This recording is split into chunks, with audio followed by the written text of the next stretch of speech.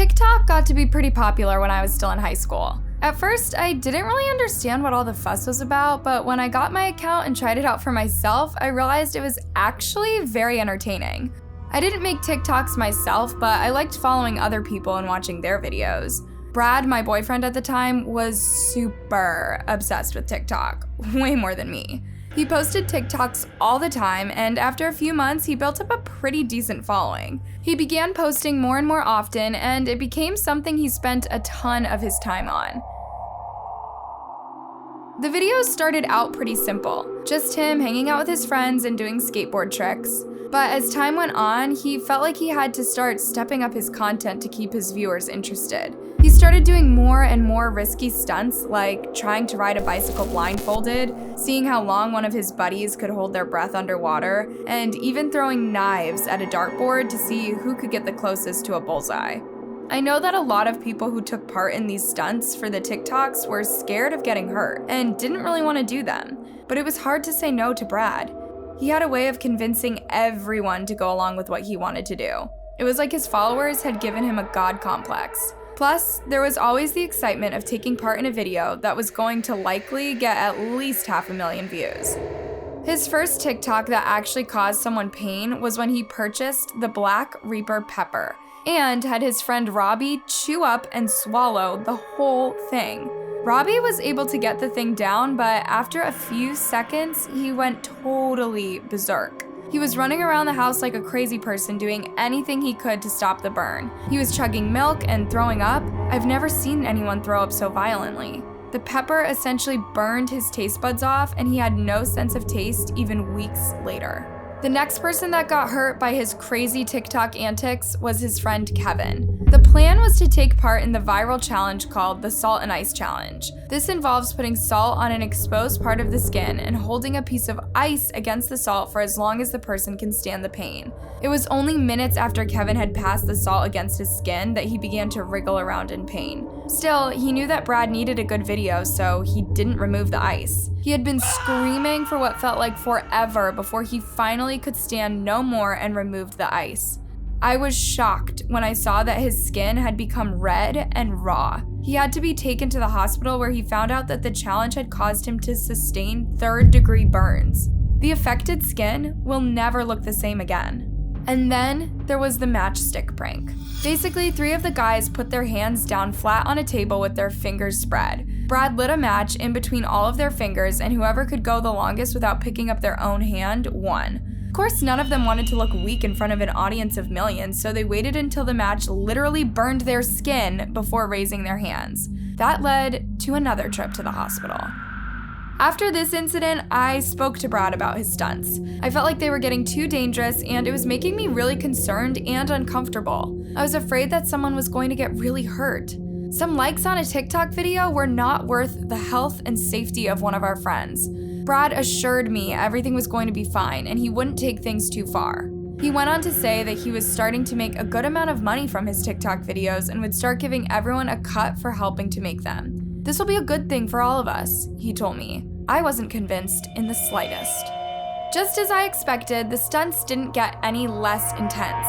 One of them was a beer challenge. He had managed to get several cases of beer from an older friend who followed him on TikTok. When his parents were out of town, the friend group went over to his house and they had a beer challenge. Robbie and Kevin both participated in this one. They were each given a case of beers, and the challenge was to see who could chug the most beers in 10 minutes.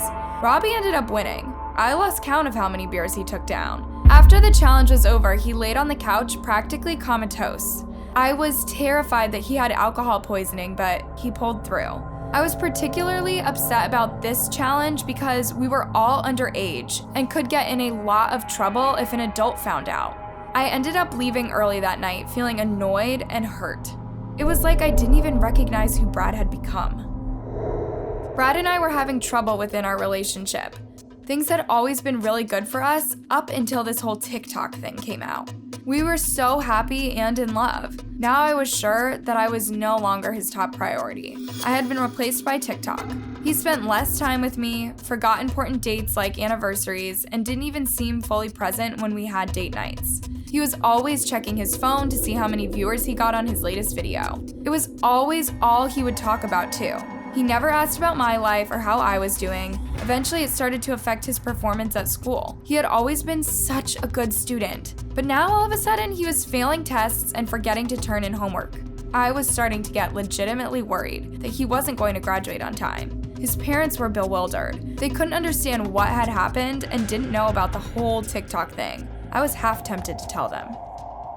My relationship with Brad got so bad that I was considering breaking up with him. I think he knew this because he ended up asking me out to dinner at my favorite Italian place. He brought me flowers and everything. I really appreciated the gesture. All through dinner, he didn't look at his phone once. He asked me about my classes and my family. I was really feeling like maybe he could change after all. When we finished dinner, we went out and got into his bright red Mustang, a gift from his parents for his 16th birthday. We sat in comfortable silence as he drove. Eventually, I noticed he wasn't going in the direction of my house. "Wait, where are we going?" I asked. "We're just gonna stop by Robbie's for a second," he told me in a nonchalant manner. Somehow I had a bad feeling that something seriously wrong was going to happen, but after such a nice dinner, I didn't want to ruin the mood by saying anything. When we got to Robbie's house, I noticed that he was already in his car, parked in the driveway. The engine started. Robbie also drove a Mustang, but his was blue. Brad got out of the car and talked to him for a few minutes before getting back to his own car and pulling away. "What's going on?" I asked, suspicion heavy in my voice. "We're just gonna do a little street racing," he said, again, very nonchalantly. "No, Brad, please, that's not safe. I don't want to do this," I told him, filling with panic. "Do you really believe I would ever do anything to put you in danger?" he asked me. I didn't answer.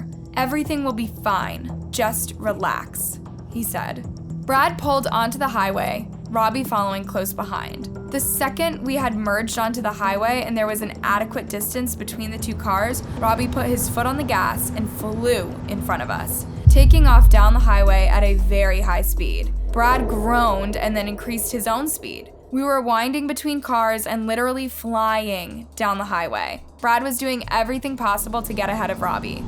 I looked on the dashboard and noticed that his dash cam was recording. I quickly put two and two together. "Is this for one of your stupid TikToks?" I asked him. He didn't respond. Instead, he pressed his foot further and further down on the gas pedal. I glanced at the speedometer and realized that Brad was going over 100 miles per hour.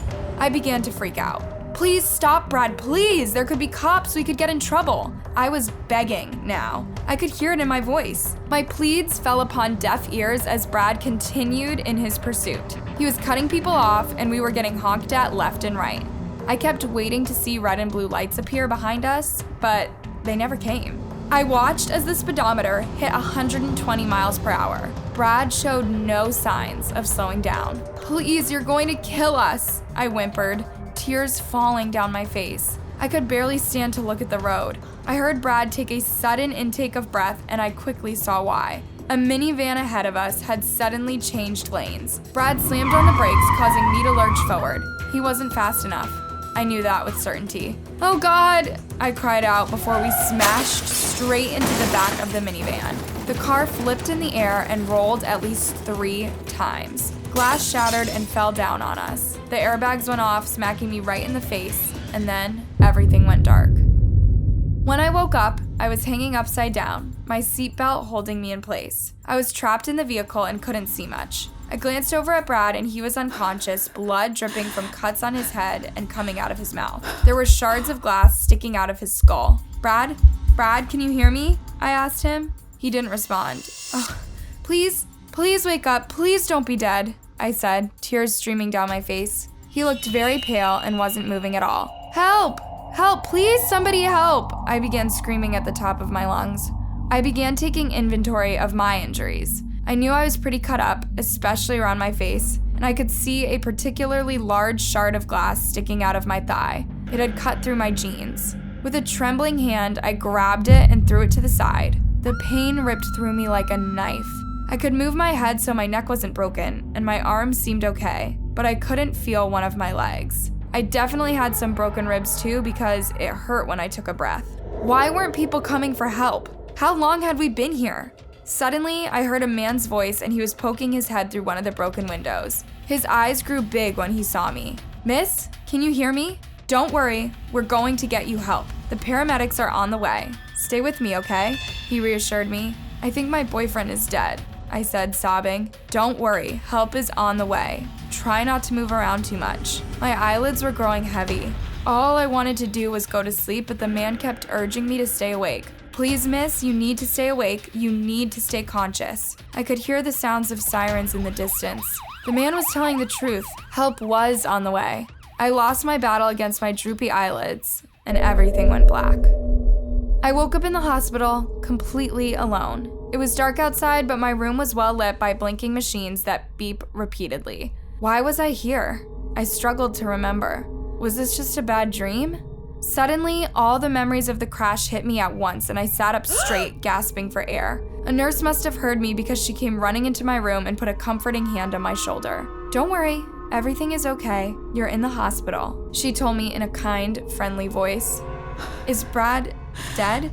I asked her hesitantly. Oh no, dear. Brad had to have surgery for some internal bleeding, but he is stable. He was in a lot worse shape than you when he came in, but he's expected to make a full recovery, she told me in a cheery voice. I paused as I processed this information. Finally, I asked, what kind of shape am I in? I was scared to hear her response. She looked at me sympathetically before saying, well, you do have a broken leg, she began. I looked down at my leg and saw that it was in a large brace, and a couple of broken ribs, but don't worry, those will heal quickly. Is that all? I asked. You had some lacerations caused from the shards of glass, but none serious enough to require stitches. You'll be just fine, dear, she told me as she adjusted the IV that had been inserted into my veins.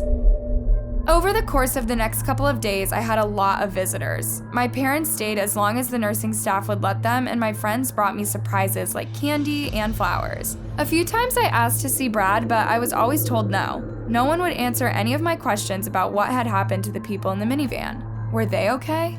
Everyone just kept telling me that I needed to focus on my own recovery, and we would talk about the details of the crash later. I knew that was a bad sign.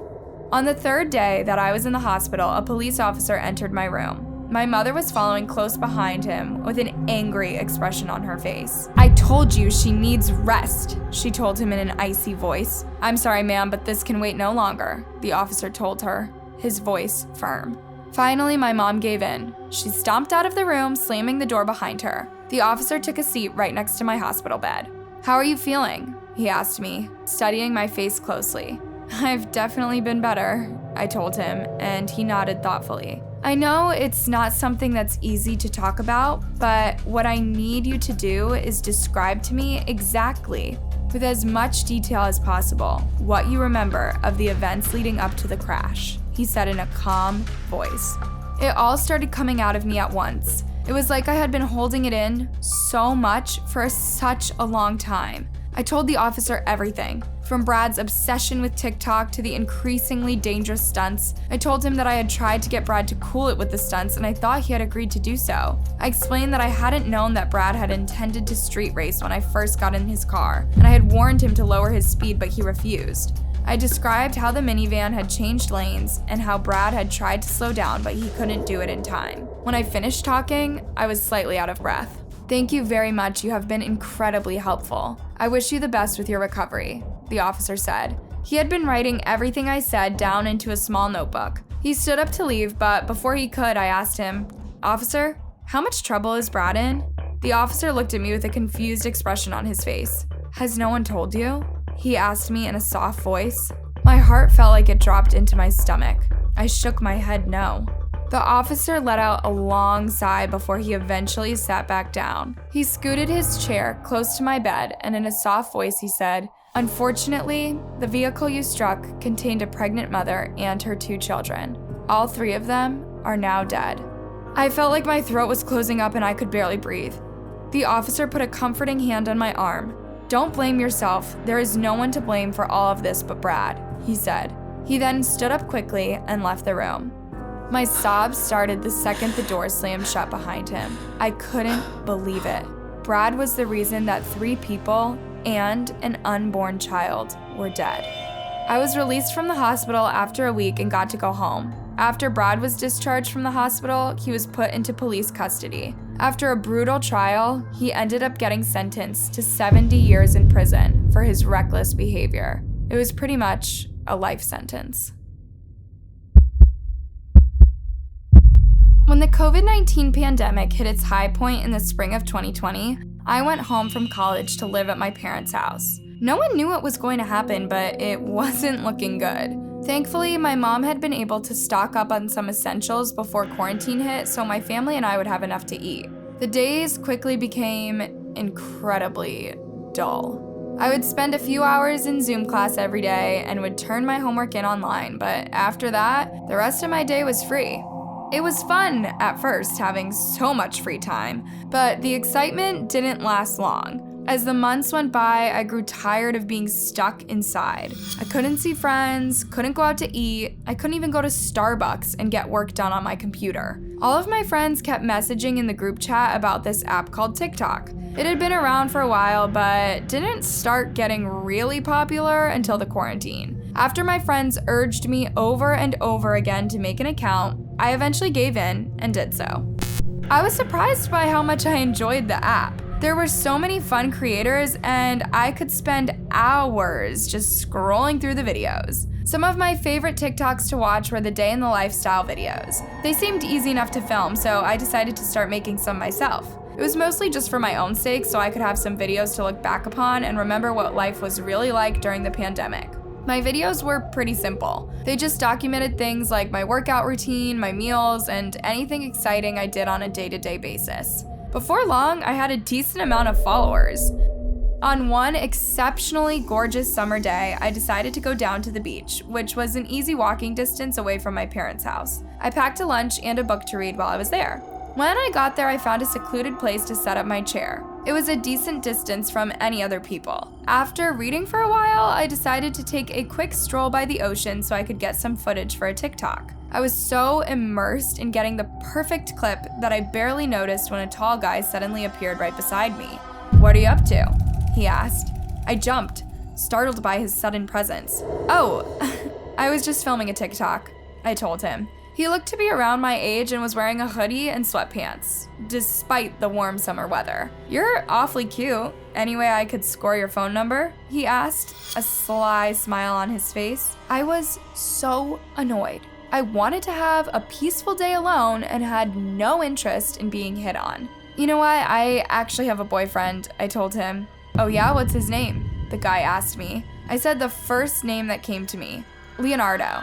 The guy looked at me suspiciously. "As in DiCaprio?" he asked. I didn't answer, but instead turned to head back to my stuff to pack up and go home. This guy clearly wasn't getting the message that I wasn't interested. I was folding up my beach chair when all of a sudden the guy showed up right behind me and grabbed me by my wrist.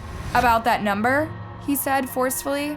I was annoyed but didn't want to cause a scene, so I gave the man a fake number. He seemed to be satisfied and finally left me alone. I packed up my stuff and headed home. That night while I was lying in bed, I put together some footage I had taken that day and posted a TikTok. Within seconds, someone had commented on it. "Why did you give me a fake number?" the comment read. "What the heck?" I thought to myself. I clicked on the username, but their profile was private. There was no way this could be the same guy from the beach. Could it? I blocked the account and then put my phone down as I got ready for bed. When I checked my phone again, I was surprised to see that a number I didn't recognize had called me. Out of curiosity, I decided to call the number back to see who it was. The person picked up on the first ring. "You think you're really sly, huh? Giving me a fake number and all? You're not as pretty as you think you are." I recognized the voice immediately. It was the guy from the beach. "How did you get this number?" I asked, my voice angry. "Wouldn't you just like to know?" the man said, before letting out a horrific, evil laugh.